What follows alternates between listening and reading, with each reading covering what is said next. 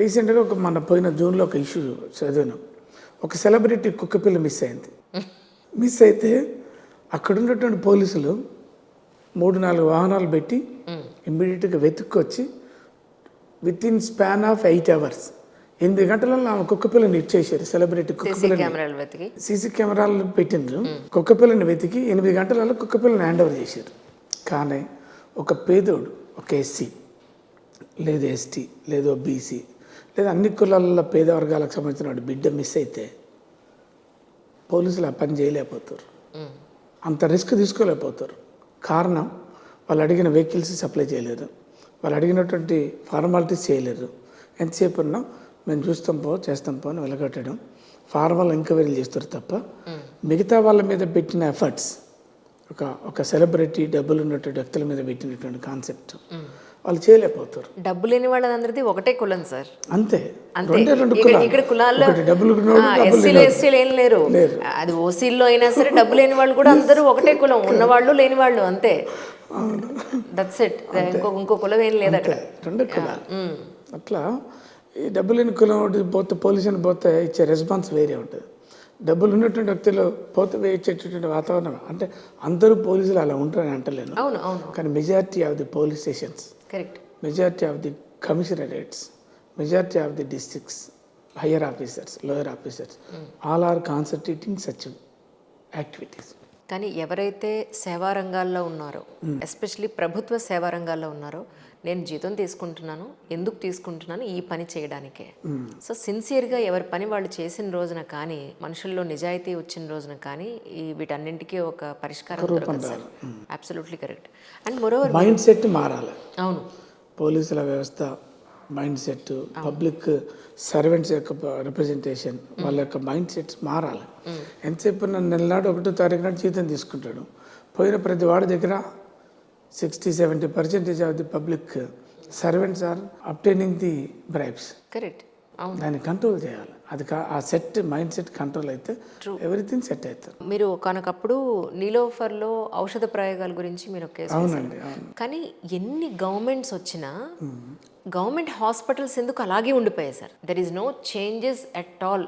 Government ఆసుపత్రిలో చాలా మంచి డాక్టర్స్ ఉంటారు, చాలా చక్కగా సమస్య ఏంటి, వాళ్ళ అనారోగ్యం ఏంటి అనేది గుర్తిస్తారు, మంచి మెడిసిన్ ఇస్తారు. కానీ ఎన్విరాన్మెంట్ మాత్రం అలాగే ఉండిపోయింది, డెవలప్మెంట్ లేకుండా. దీని మీద మీరు ఎలా అయితే ఔషధ ప్రయోగాల గురించి ఎలా అయితే మీరు ఆ రోజు ఫైట్ చేశారో, ఈ గవర్నమెంట్ హాస్పిటల్స్ ఇలాగే ఉండిపోవడానికి, ప్రైవేట్ హాస్పిటల్ రావడానికి మీరేం చేయలేదా? మాకు ఇంటర్వెన్షన్ ఉంది. నీలోఫర్ హాస్పిటల్లో ఔషధ ప్రయోగాలు జరుగుతూ ఉన్నాయి.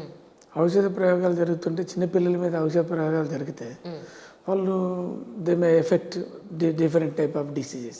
చాలామంది చనిపోతారు, చనిపోయారు కూడా.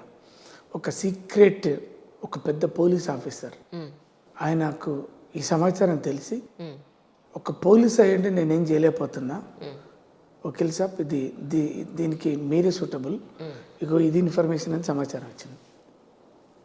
పోలీస్ పెద్ద ఆఫీసర్ ఆయన ఏం చేయలేక మాకు ఇచ్చిండు. Then I attacked. నేను national women rights commission, state women rights commission, national child commission, women commission, child commissions, ఇట్లన్నిట్లలో కంప్లైంట్లు పెట్టి పెద్ద ఎత్తున యాజిటేషన్ చేసినాం, కంప్లైంట్లు పెట్టినాం, కేసులు వేసినాం. దాంతో ఏంటంటే department, health department higher officers అందరూ కూడా ఇన్వాల్వ్ అయ్యి అసలు ఏం జరుగుతుందని ఎంక్వైరీ చేశారు. ఆ తర్వాత ఏంటంటే తేలింది ఏంటంటే నీలోఫర్ హాస్పిటల్కి సంబంధించినటువంటి వైద్య సిబ్బంది ప్రైవేట్ వ్యక్తుల యొక్క కొంతమంది ఏజెన్సీలతో కుమ్మక్క చేస్తున్నట్టు తేలింది. కొంతమంది సస్పెండ్ చేశారు, యాక్షన్ తీసుకోరు. టోటల్గా ఏంటంటే ఔషధ ప్రయోగాల కార్యక్రమం అనేది ఆగిపోయింది. దెన్ చాలామంది గర్ల్స్, చిన్న చిన్న పిల్లలు మనం సేవ్ చేసినటువంటి ఒక తృప్తి. కరెక్ట్. మిస్ అయినటువంటి గర్ల్స్ దగ్గర ఒక 45-50 మంది దాకా ట్రేస్ అవుట్ చేశారు. మేము హైదరాబాద్ హైకోర్టులో పిల్లు వేసిన తర్వాత జన్మ ధన్యం అనిపించింది. నిజంగా వాళ్ళ పిల్లల్ని, చిన్న పిల్లల్ని ఏదో ఒక సెంటర్ నుంచి తీసుకొచ్చి, ప్రాస్టిట్యూషన్ సెంటర్లోకి వెళ్ళి తీసుకొచ్చి, లేకపోతే కిడ్నాపర్ల చెర నుంచి తీసుకొచ్చి వాళ్ళ గొప్ప చెప్తే వాళ్ళు నిజంగా మా జన్మ ధన్యం అనిపించింది. నిజం. కానీ సార్, దేశం బాగుండాలి అంటే విద్య, వైద్యం, ఉద్యోగం అనేది చాలా చాలా ఇంపార్టెంట్ ఇష్యూస్. అందులో ఈ 3 రంగాల్లో కూడా చాలా భయంకరమైన పొల్యూషన్ అనేది మనం చూస్తాం. పొల్యూట్ అయి ఉన్నారు ప్రజలు, చాలా పొల్యూట్ అయి ఉన్నారు. నిజానికి ఏసీ క్లాస్ రూమ్స్ కానీ, ఈ అపార్ట్మెంట్లో స్కూల్స్ కానీ, వీటన్నింటి మీద కూడా మీకు ఎప్పుడైనా ఫైట్ చేయాలని అనిపించలేదా? ఉందండి. నేను ఆల్రెడీ ఎడ్యుకేషన్ సంబంధించినటువంటి వింగ్లో బాగా వేసినాం.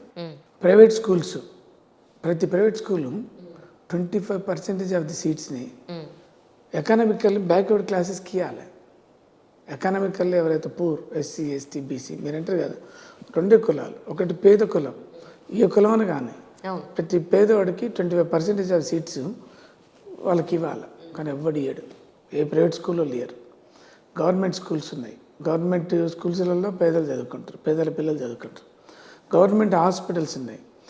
ఎక్విప్మెంట్స్ లేవు, సరైనటువంటి స్టాఫ్ అంటారు, సరైనటువంటి మెడిసిన్ ఉంటుంది. వాటి మీద మేము పబ్లిక్ ఇంట్రెస్ట్ లిటిగేషన్ వేసిన.